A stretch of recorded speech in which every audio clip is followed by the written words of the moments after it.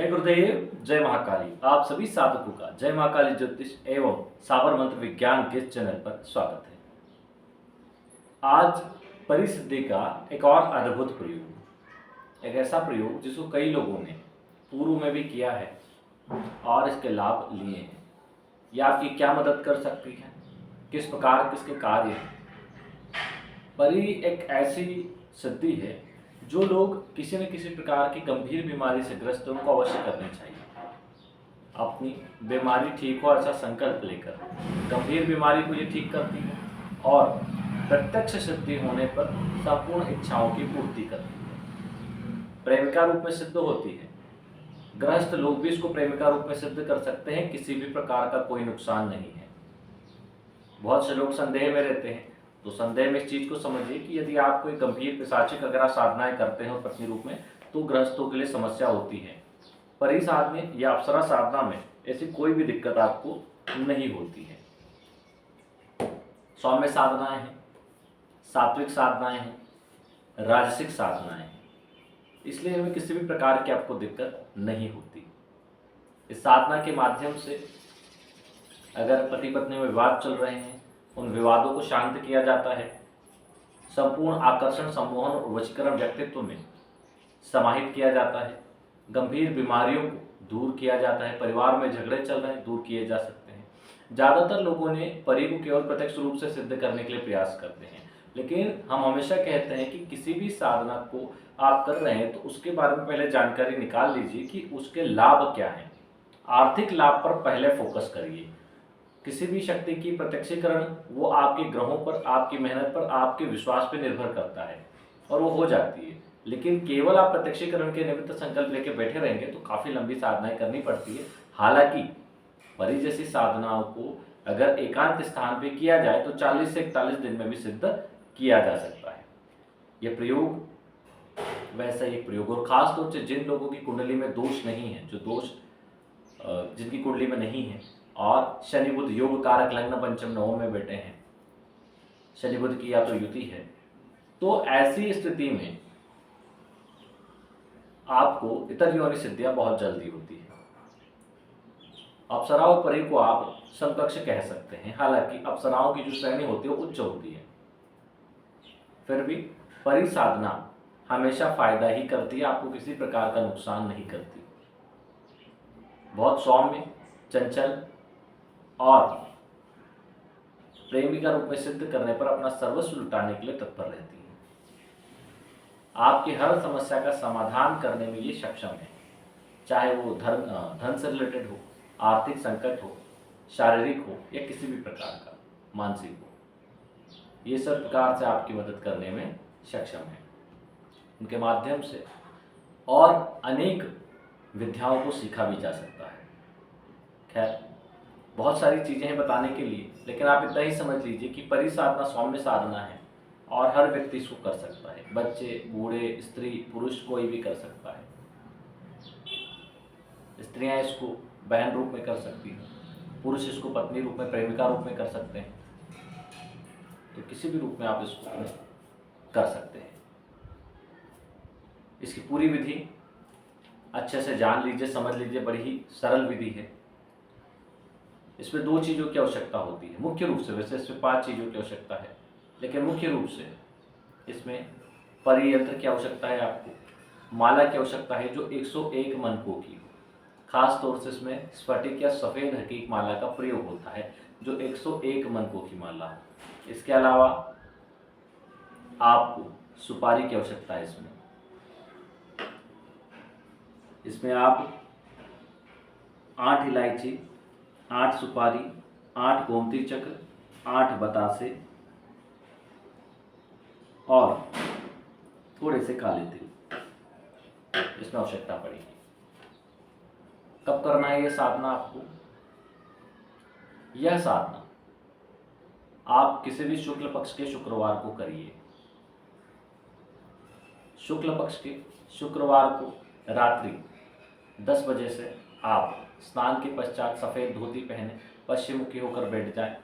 या तो किसी सुनसान जगह पर है तो बहुत अच्छा है, नदी किनारा है तो बहुत अच्छा, या किसी आप बीमारी या समस्या निवारण के लिए कर रहे हैं तो घर भी एकांत कमरे में कर सकते हैं। सफ़ेद कपड़े के ऊपर फूलों का एक घेरा बना दें, उसके बीच में सिद्ध परियंत्र रखें, माला साइड में रखें और बाकी गोमती चक्र आदि चीज़ें जो है वो भी यंत्र के आसपास 8-8 रख दें। सारे कमरे में गुलाब के पुष्प बिखेर दें और स्वयं भी कान के पास जो इत्र का गुच्छा होता है वो लगा लें। रुई जो होती है इत्र लगाते हैं वो लगा लें। यानी स्वस्थ सुगंधित रहना है, साफ शरीर हो। इस पूरे साधना काल में आपको केवल एक ही समय भोजन करना है, वो भी खीर का केवल। ये साधना 40 दिन की है। ब्रह्मचर्य का पालन करना और उसी स्थान पर सोना है जहां पर आप साधना करेंगे। साधना काल में संयमित रहें। संयमित तो व्यक्ति को हमेशा ही रहना चाहिए। खास तौर से दैविक साधनाएं एक ऐसी प्रकार की साधनाएं उनको ही सिद्ध होती है जो देसी भाषा में बोलते हैं जो लंगोट के पक्के हों। साधु वही जो लंगोट का पक्का हो। तो जो लोग अपने इंद्रियों पर अपना नियंत्रण रखते हैं, ब्रह्मचर्य का पालन करने की क्षमता रखते हैं, स्त्री को दैविक स्वरूप देखते हैं, वही लोग ऐसे सिद्धियों को प्राप्त करने के अधिकारी होते हैं। जिनके मन में छल कपट और बहुत सारी चीज़ें गलत हो, जिनकी दृष्टि गलत हो, वह लोग ऐसे सिद्धियों को नहीं प्राप्त कर सकते। जिनके विचार गलत हो, जिनके आचार विचार गलत हो, जो पर स्त्री गमन करते हो, हर स्त्री को गलत नज़रिए से देखते हैं, ऐसे लोग कभी भी, बहुत से लोगों को इसे बताने का कारण है कि बहुत से लोगों के फ़ोन आते हैं, साहब हमारा एक काम करवा दीजिए। हम बोले क्या काम? बोले कि स्त्री से हमारा ऐसा। हम बोले क्यों, आप शादीशुदा नहीं हो? बोले हाँ है। हम बोला वो शादीशुदा? बोले वो भी है। बोले फिर क्यों? बोले नहीं साहब हमारा बहुत पुराना बचपन का। तो हम क्या करें? गलत काम करवाओगी क्या? तो उन लोगों को लगता है वो उनकी नज़र में सही है। बोले हमारा बचपन का प्यार, बचपन का प्यार था तो विवाह तब कर लेना था। अब अपनी पत्नी और उसके पति को धोखा देने का क्या मतलब है? भाग जाते, भाग के शादी कर लेते, कैसे भी कर लेते। इतना ही प्यार था तो तब कर लेते। लेकिन बात होती है वहाँ पर केवल और केवल जिस्म की भूख की लोगों की। केवल अवैध संबंधों में लोगों को बहुत मजा आता है, इसलिए ऐसे काम करते हैं, वशीकरण आदि के काम करवाते हैं और इस टाइप से लोग हरकतें करते हैं। और ऐसे ही लोग जब मानसिक तनाव में आते हैं तो उन्हें सिद्धियां करने की बड़ा समझ होती है। बोले अब हम सिद्धि करेंगे। क्या सिद्धि करोगे? तुमने जीवन ही व्यर्थ कर दिया। जीवन रूपी सिद्धि जो आपको मिली थी ईश्वर प्रदत्त, उसको ही व्यर्थ कर दिया आपने। ईश्वर के किसी मानव को आप नहीं मानते। मंदिर टिकाने या दान देने से आपके पाप थोड़ी ना छुप जाएंगे। जो पाप आपने किए हैं वो तो आपको भोगना ही पड़ेंगे। तो इसलिए अभी भी मौका है, सुधर जाएं। सिद्धियों के लिए वही लोग प्रयास करें जो वास्तव में अपने इंद्रियों को नियंत्रित करने की क्षमता रखते हैं। इस साधना में संपूर्ण नियमों का पालन करें। यथास्थान जहाँ साधना है वहीं पर शयन करें। आपको शुक्रवार की रात ये सारा सामान रखने के बाद आसन पर खड़े होकर मानसिक रूप से गुरु मंत्र का जप करना है। गणेश जी और गुरुदेव से मानसिक रूप से आशीर्वाद लेना है और उसके बाद आपको जप करना है। मंत्र को भी नोट कर लीजिए।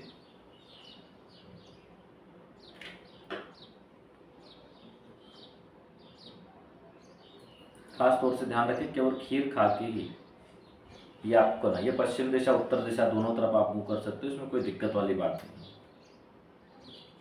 40 दिन की ये प्रोसेस है।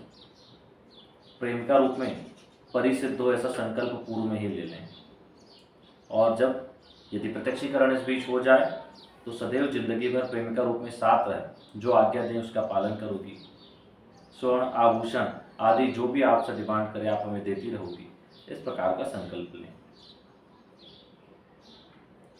और जब आप रात को कमरे में साधना करें तो दरवाज़ा थोड़ा सा खुला छोड़ दें। मंत्र को नोट कर लीजिए